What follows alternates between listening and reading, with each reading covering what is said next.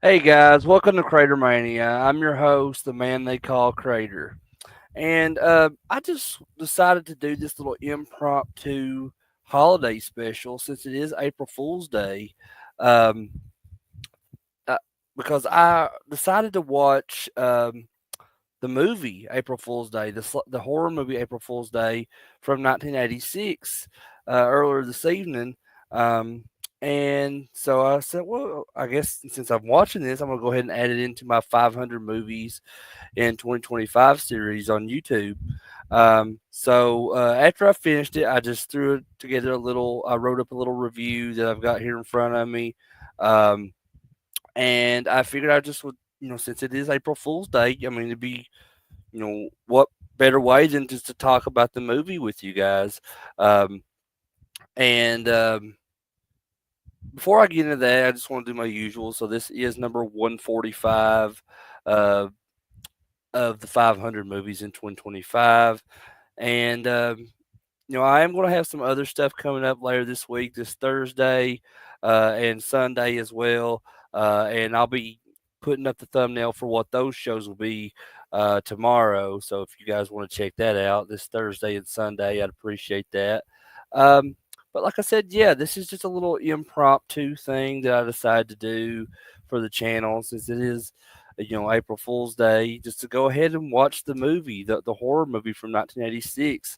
And I remember watching this movie for the first time many years ago with my friend Justin, who I think he owned it on DVD or something like that. So I was staying at his house at the time, and we he said, "Have you ever seen this movie?"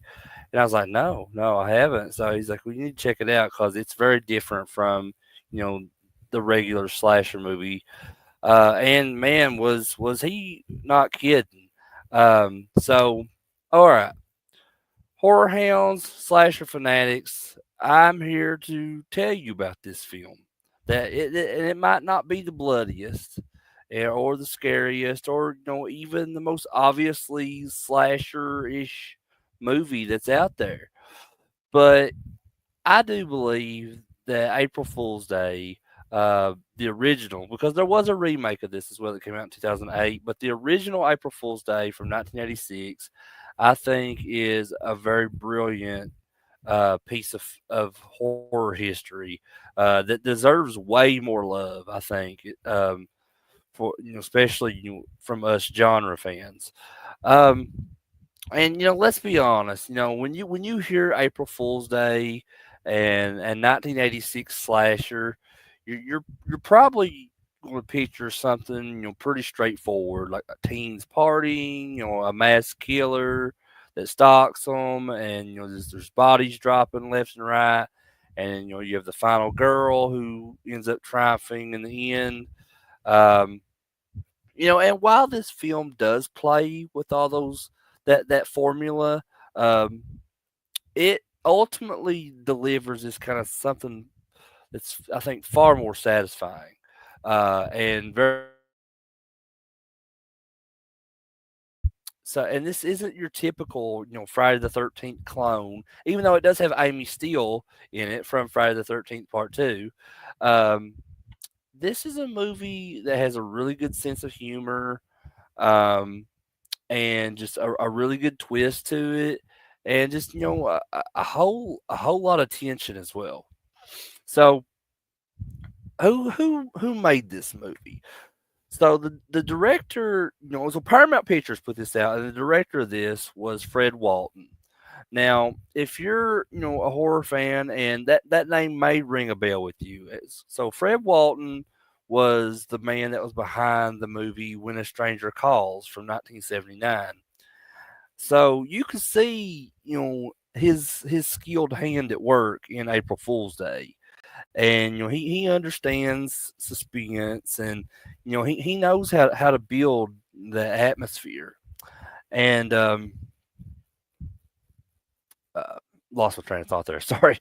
So like I said, he understands suspense, and he knows how to build that atmosphere, and he knows how to manipulate. That's what I was trying to think of. He knows how to manipulate an audience. So he takes that classic, slasher setup, and turns it on its head pretty much in a very clever way. It's like I said, it's both surprising and in retrospect, it's completely logical. If you think about it, if you know how this ends. So from the get go here, Fred Walton he sets the stage by introducing us to this group of these good looking college students. There's and that includes Harvey and Nikki and Rob and Skip and Nan and Chaz and Kit and Arch. So they're all heading off for this kind of spring getaway at this girl that they're friends with, Muffy St. John's, and so they're having this little getaway at her family's island mansion. So right away, the classic slasher, formula is established here. The whole isolated location, just the group of friends who are kind of ripe for the picking here, and just this, this sense of just I don't know, just this exuberance, I guess, that just that's begging to be disrupted by something sinister. So even the ferry ride here to the island feels kind of loaded with foreshadowing, and especially after that kind of genuinely shocking and disturbing accident involving Buck on the ferry, because it's a very brutal, unexpected moment that immediately tells you that this movie isn't messing around. Even before the kind of supposed fun begins in the film. Um, so once they arrive, at Muffy's estate, the pranks start.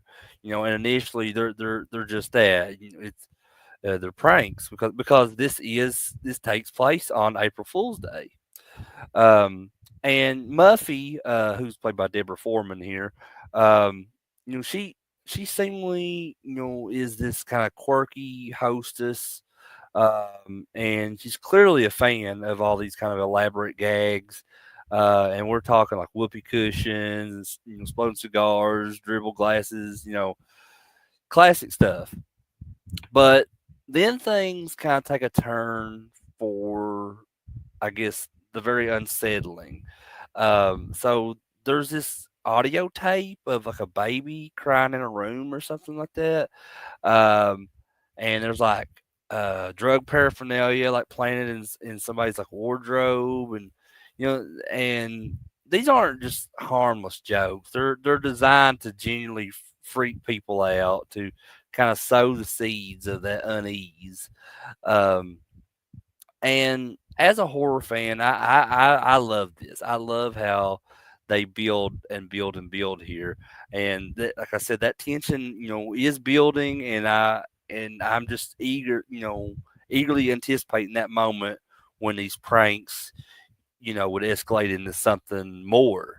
Um, and and I've seen this movie tons and tons of times, and it gets better with each viewing, I think. And like I said, all these things they keep escalating, and then the one guy Skip, he ends up disappearing, and then Kit, who's played by Amy Steele, um, she ends up catching this horrifying glimpse of what looks like a lifeless body.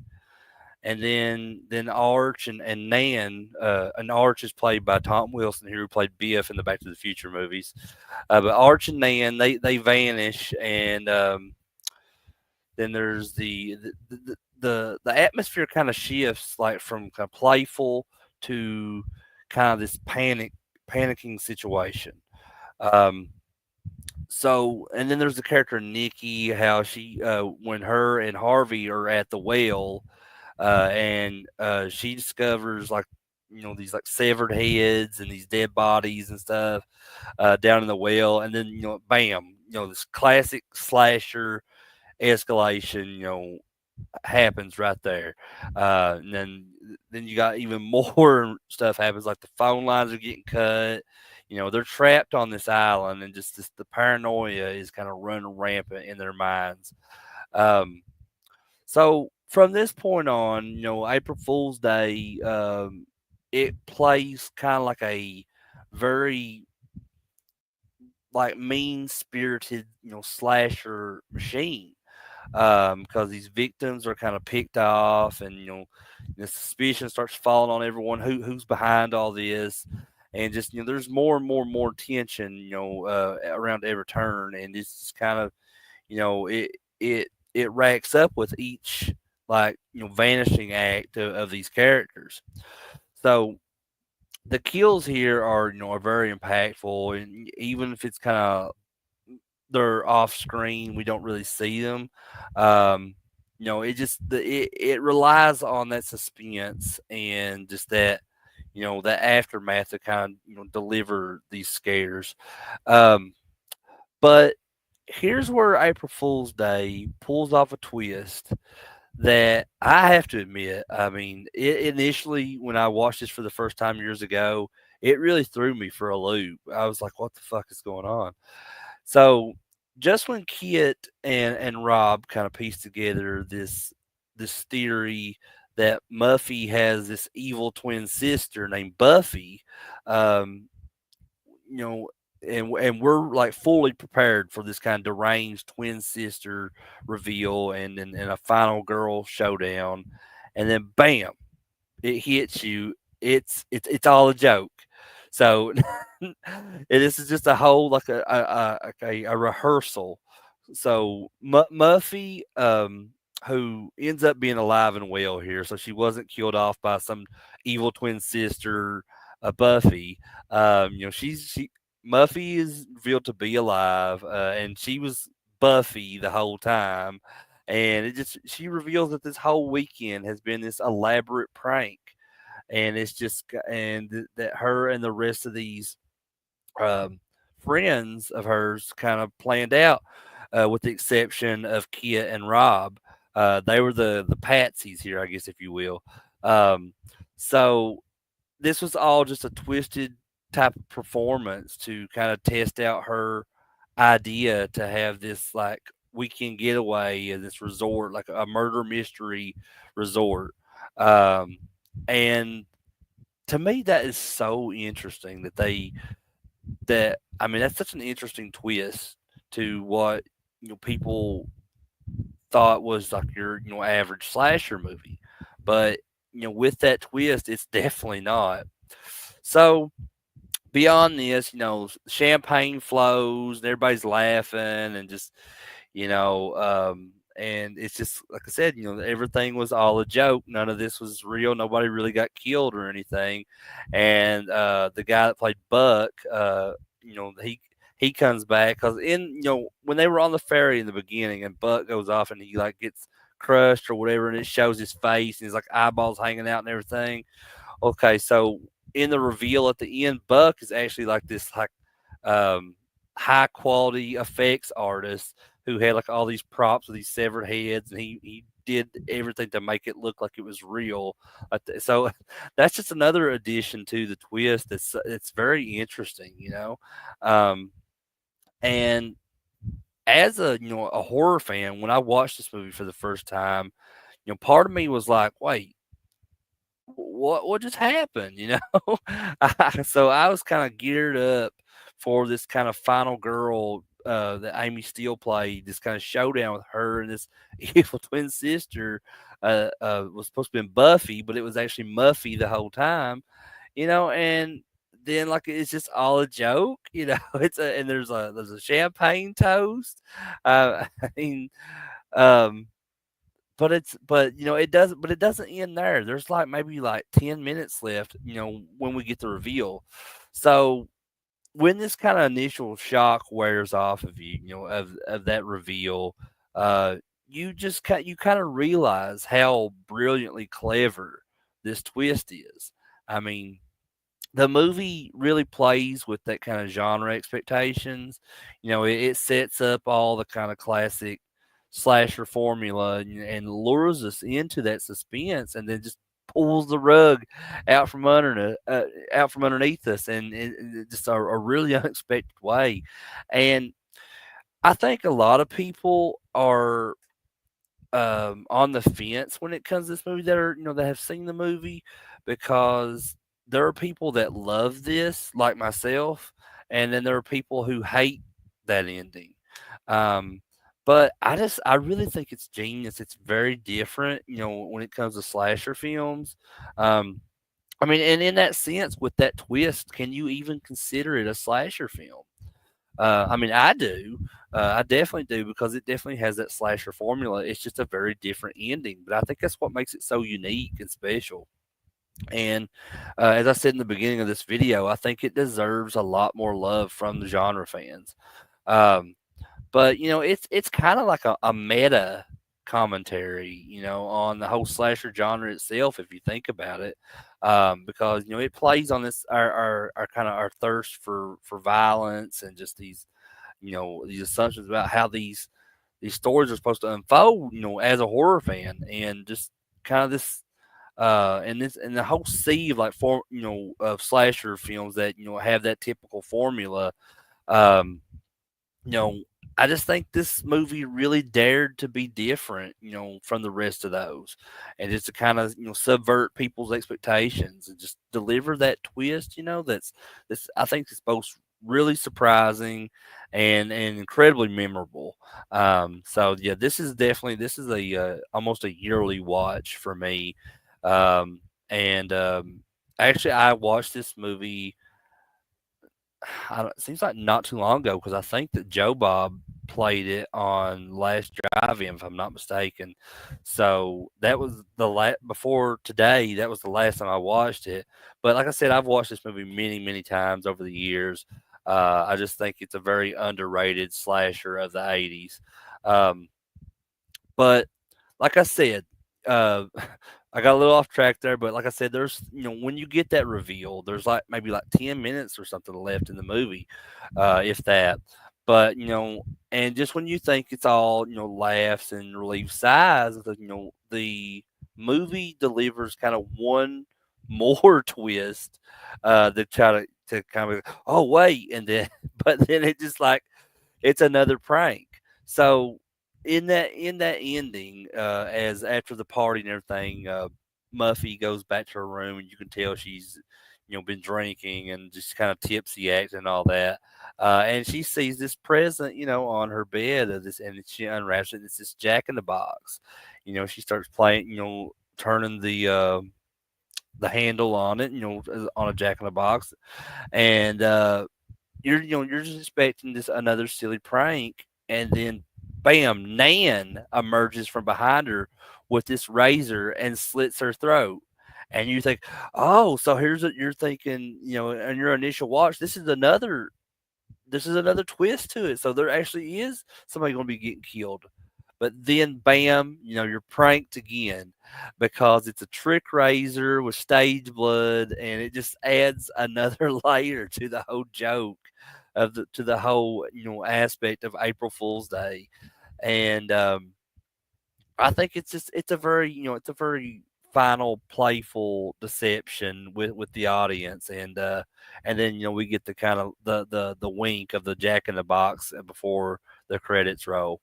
Um, and like I said, I love this movie. It might not be as widely celebrated as some of the other slashers of the '80s, but I think it's like I said before, its impact really lies in its uniqueness, and it's a slasher that's kind of smart. It's very witty and just kind of and very genuinely surprising.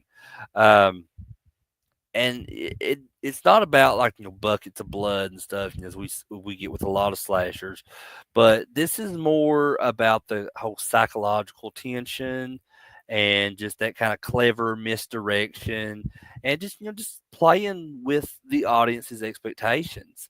And that's why I'm so entertained by this. I'm so impressed with this film. It stands out, as a truly original entry, in that whole slasher subgenre. And it proves that horror can be both scary, and smart. And it's a film I think that horror fans, should revisit or even discover for the first time. Um, but if you're tired of these kind of predictable slashers, and you crave something that will really surprise you. I think April Fool's Day is definitely a must watch. It's a killer movie, guys. In just I think in the best possible way, and really just a testament to the fact that sometimes the biggest scare comes from that unexpected twist. uh, but well, not really unexpected scare, but just or I'm sorry, not like the biggest scare, but just a kind of a shock, you know what I mean? Because like this one, the twist is not scary here. It's very like shocking and confusing and just very unexpected and very different from all the other slashers that were coming out at that time. So yeah, I highly recommend this movie. Definitely check it out if you never have. It's I said I think one of the most underrated slashers of the '80s. Um, but guys, I just wanted to do this as a really quick impromptu thing for you guys because it was April Fool's Day. I hope you guys had a really good April Fool's Day and maybe played some pranks on a few people here or there. Um, and just hope you enjoyed this video of me talking about the movie from 1986. Um, and if you watch this live or you're watching us on replay, I just want to thank everyone for even just checking this video out. That means a lot to me. Um, and if drop me a comment below on what if what you love about it. If you've seen this movie before, what some of your favorite moments are from the movie. Who's your favorite character? What did you think of the ending? Um, and if you like this video, please give it a thumbs up. I'd really appreciate that. And also, if you're new to the channel, please hit the subscribe button to catch more videos from me like this one. And also click that bell for any kind of future notifications as well. So, with all that said, guys, I'm Crater. This is CraterMania. I love you guys. Have a good night and a good April Fool's Day.